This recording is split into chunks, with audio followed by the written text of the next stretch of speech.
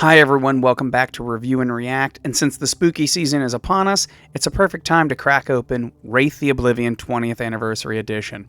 Here's the pitch.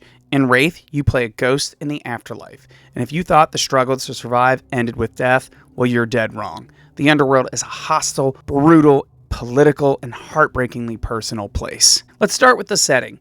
You're a newly dead soul trying to resolve the passion that still tethers you to this world. The Underworld is quite literally built on souls. The hierarchy runs a brutal, oppressive state. Reapers drag you off to be immolated into the things that create the Underworld itself. Specters are what you become if you let your inner darkness win.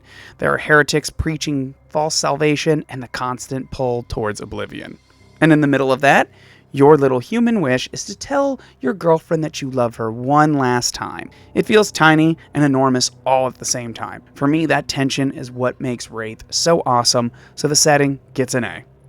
When it comes to the art, World of Darkness pretty much always nails the art, and Wraith the Oblivion 20th Anniversary is no exception.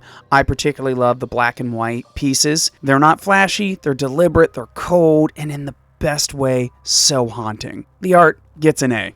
When it comes to system playability, this is the classic Storyteller system, just with the 20th anniversary polish on it.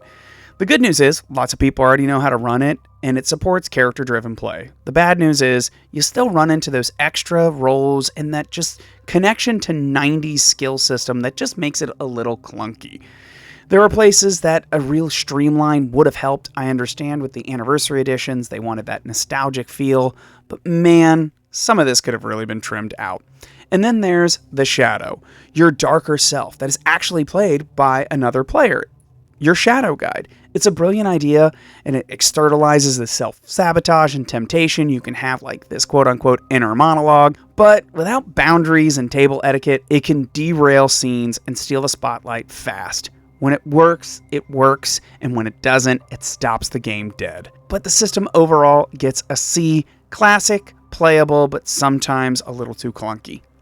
Okay, so this next one's a little tough for me to kind of guess the ease of use because I grew up on World of Darkness books, so the layout is kind of second nature to me. But setting that aside, the 20th anniversary editions generally do a good job with structuring and they have amazing indexes. And even newcomers can find their way through it with the clear chaptering and great indexing. Ease of use gets an A.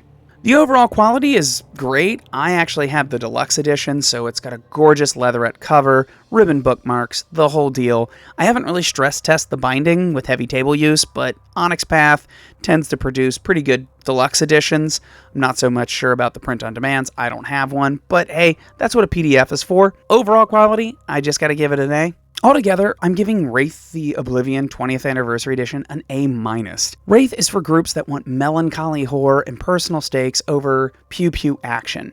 It has themes of love, grief, regret, and resilience, and is just amazing. The setting and art are top tier, the book is very attractive, the system works but drags on superfluous 90s baggage, and the Shadowguide mechanic is either the best thing for your table or the worst thing you've had to deal with. I really would love to see a 5th edition version of this game.